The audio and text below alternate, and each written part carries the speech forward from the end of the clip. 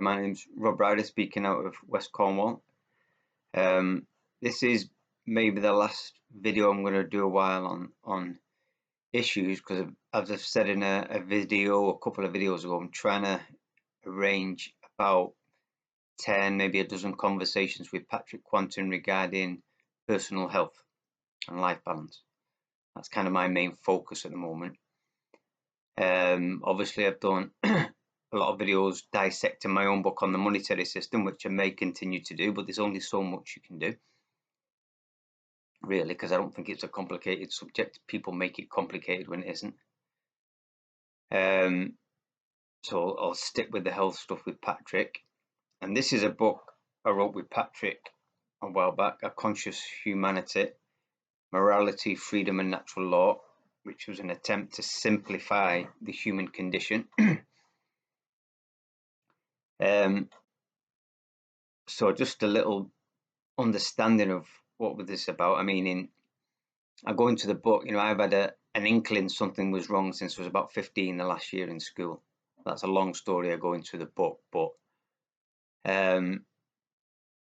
should we say the 2008 financial crash was my awakening, as it were, when 2009 I went on the internet. I wasn't happy with the explanation of the 2008 financial crash, because I'm not bad at maths, because 2 + 2 is 4. It's pretty simple. I knew I didn't know. 2009, there's only so much you can do reading newspapers and books and articles. We went into the modern world. We may have been even a bit before on that, but around about 2009, there was a couple of documentaries come out regarding money creation, a couple of more books, and then in a very, very, very short period of time, this whole world agenda of control opened out before my eyes. I could see everything then very quickly, and your whole perception of the world changes literally overnight. And you're processing this, and I decided I was going to do something about it. You feel quite alone because you think you're the only person, even though it's obvious you're not, because you've read books, you've seen documentaries, so there are obviously other people, but in your own area you feel quite isolated. So in 2010 I contacted the UK Column, who I support, and then they were a news team. They would just start a newspaper. I was distributing their newspaper. In 2011 I started with local people here, arranging events.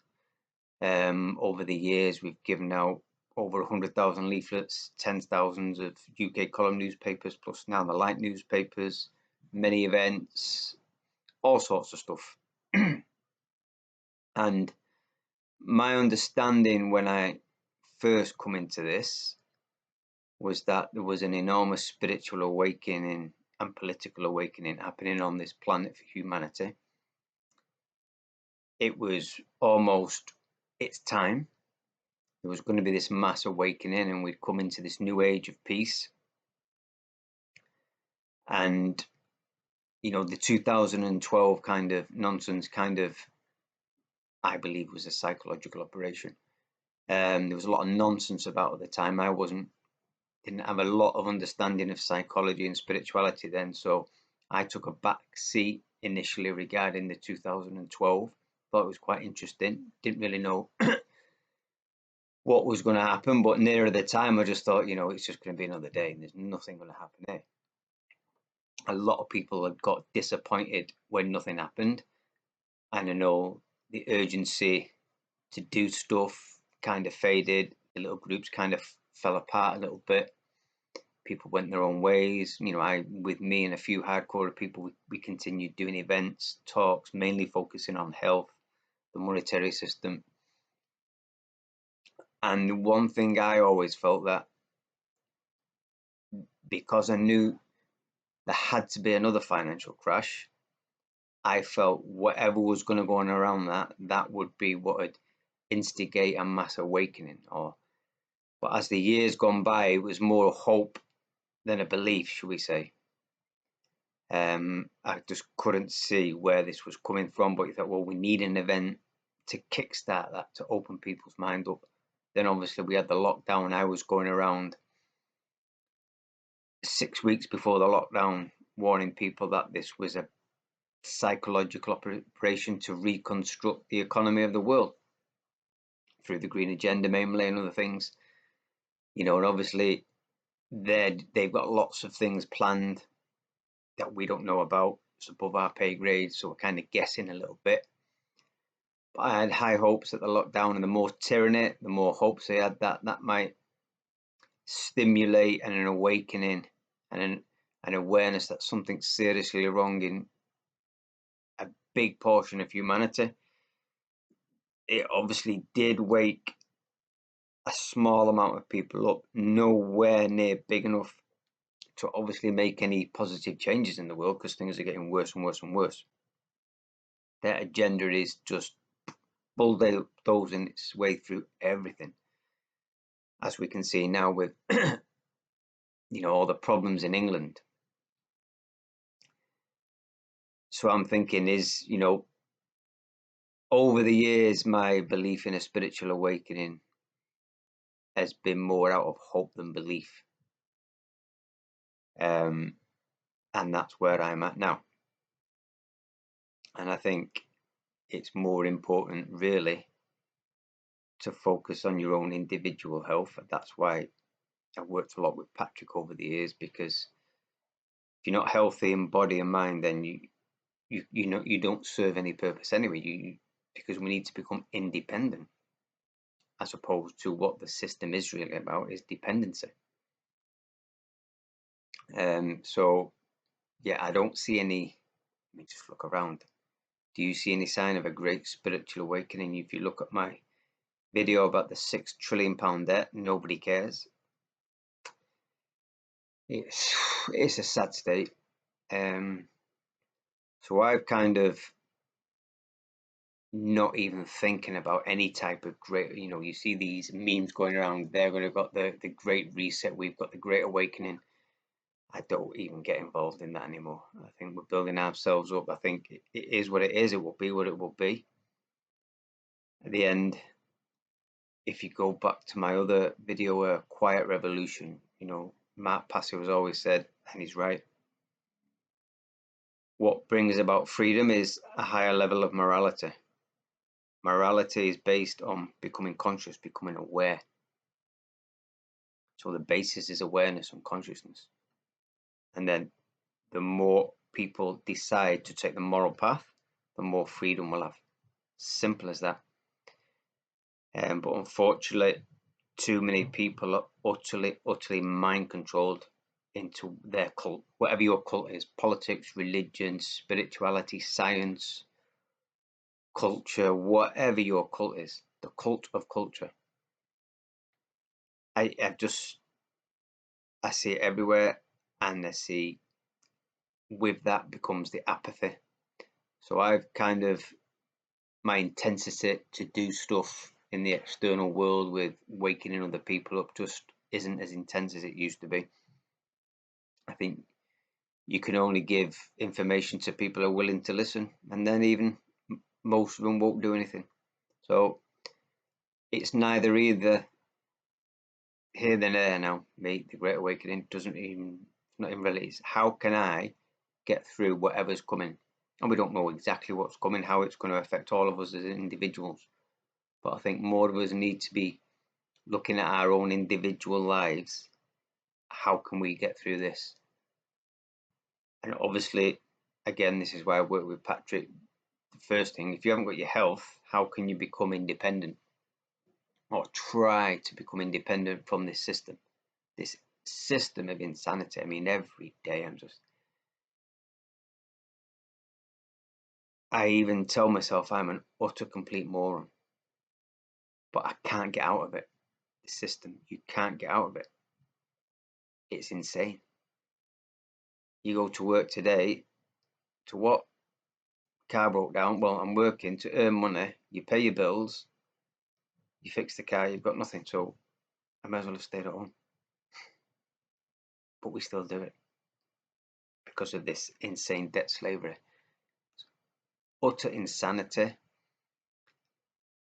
It's been an enormous disappointment, to say the least, but it was a slow disappointment for me, so it's not a big disappointment that nothing's changed since I've started doing stuff. Maybe there was people 10 years before me who woke up at 9/11 who thought I was a moron. It's fair enough. Probably was. We're all where we are, and where we're at the minute is not a good situation. Coming into total, utter, complete slavery. No freedom of speech, no freedom of expression, only permitted expressions, permitted freedoms of speech, permitted speech. It's Orwellian beyond belief. So people always say, well, what can you do? What can be done about it? And in the book I say there's no thing we can do. So not nothing we can do, but there's no thing. Because ultimately the solution is people opening their minds up, their consciousness up, seeing what's going on and taking the moral path. So I say in the chapter, which is there is no thing we can do. No thing, but not nothing. There are lots of things we can do. So the first thing needed is to become aware of our slavery. We need to make the decision of wanting to be free. We need to understand the methods used to enslave us.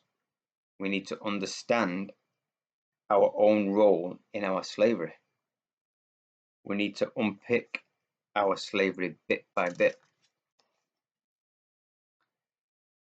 We need to accept that only by taking a moral stance and by acting in accordance with our conscience, which we need to connect with first, will freedom be won.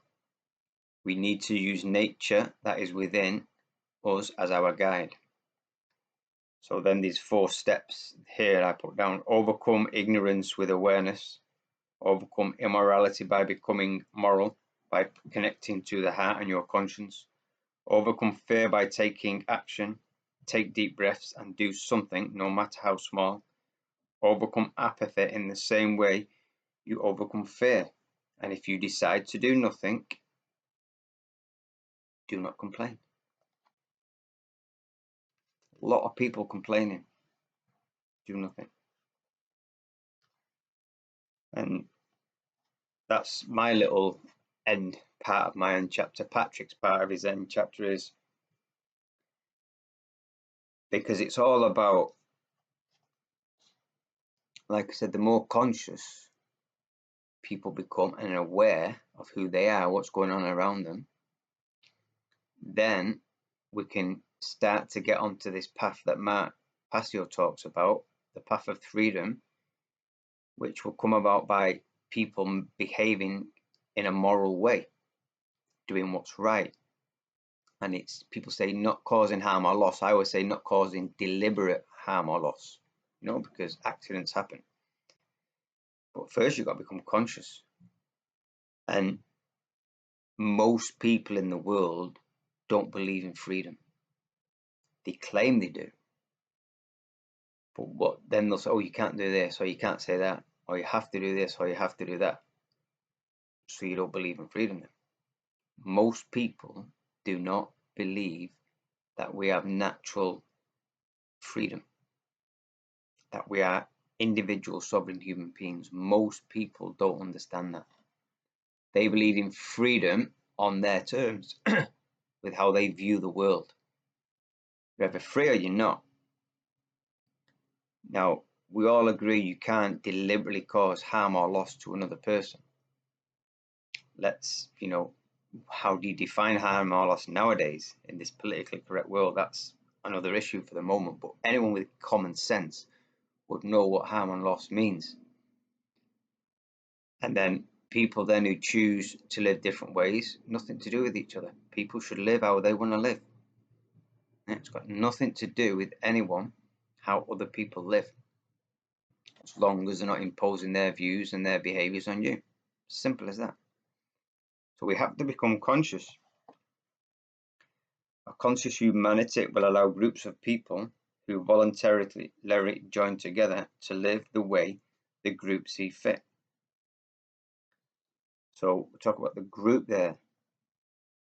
what we've got at the moment in this country is groups of people who don't want to live together, who didn't volunteer to live together. It's been forced upon us.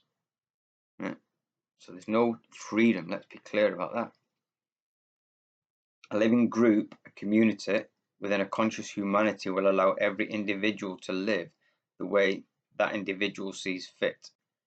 A conscious humanity will allow individuals to search for that group according to their own judgment suits their living needs the best. A conscious individual will endeavor to live in harmony with his natural and human environment, making the changes that the individual deems necessary to achieve this. A conscious individual chooses his human environment to his suits or needs. A conscious humanity will endeavor to live in harmony with its natural environment, giving and taking only what it deems necessary and taking full responsibility for the effects of their actions are caused within the environment. If you want to be part of a conscious humanity, you need to become a conscious human being who then joins other conscious human beings to build a conscious humanity. Conscious humanity, people living in awareness of what they're actually doing. The start of that is to let go of all your belief systems. So even though, yeah, there may be a tiny little bit of people doing that work, if you look, more and more people are becoming radicalized by their own mind control systems, religion, culture, ideologies, political beliefs, whatever. People are becoming more and more radicalized. They're not freeing themselves from these. And the people who run the planet, they're not interested in what you believe in something, as long as you become fixated on it, believe in it, believe that's the only way. And they've got you. They've completely got you. I don't see anything changing at the moment. So where do we go from here if there isn't this great awakening? I mean, I had kind of had a dream when I come into this that maybe I wouldn't walk into the land of milk and honey, should we say, but I could see this system collapsing and this new free world being built in my time.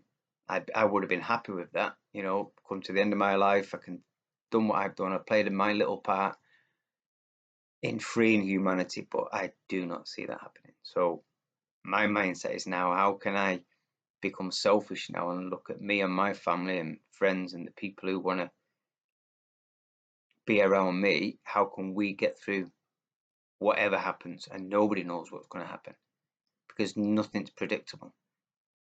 Generally speaking, nature isn't predictable anyway. You know, life isn't predictable, but you can have, you know, periods of stability. But now the world is just utterly insane. So we've got to learn to know who we are and get in contact with that knowing, so we know how to respond whenever things happen, because we don't know what's going to happen. You know, tyranny is upon us. I think if you really don't get absorbed into that, try and find your own personal way out. It's not that I'm not going to continue to give newspapers out, speak to people, whatever. But I look around, you know, all the work myself and other people have done around here for years and years, and has it achieved anything? Well, yeah, there's a few more of us now, quite a lot more, should we say, but the green agenda is coming regardless of what we do or say. The issues with the farmers, they're being shut down, it's going to happen regardless of what we do or say. They're not listening, they will never listen, they're not capable of listening, and there isn't enough of us to stop it at the moment. There could be in the future, who knows, nobody knows.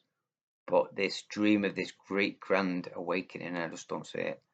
I think it will happen eventually, because as Patrick goes into his 4-part seminar on health recently, you know, nature is going where it's going to go, regardless of what we do. Regardless. He believes that, you know, people who continue to go against the path of nature will just die out. People who return to nature, maybe that's where creation will continue to evolve through people who choose not to go with this artificial system, because nature is the bigger power. It has the ultimate decision. How long that period will last, I don't know. I thought it was hoped it would be in my lifetime. But when you talk about £6 trillion of debt and nobody raises an eyelid, then you've got to think, am I fooling myself here, really? Which have felt like that for many years. But like I say, the lockdown thought, well, come on, maybe this is it now. It wasn't. War in Ukraine, not enough. Massive inflation, not enough. Tyranny we're seeing now, not enough. People, unless it affects them, generally don't really care, and that's where we're at. So for me, it's just about going on your own personal path now, becoming conscious and taking control of your own life. Not too much regard for how the world's going to go, because I don't really debate that much anymore with people. People who are lost in their belief system. There's just no point whatsoever. Absolutely no point. And they're getting more radicalized, so there's no point at all in debating with them. So that's why I'm going to hopefully in the next couple of weeks get these few conversations with Patrick sorted out to focus on our own health, what we can do to become self-empowered, take control of our own life. And as all our lives are different, there won't be a generic answer. It'll be, what can you do? And yeah, I think that's it, really. I think that's it. Yeah, focus on yourself.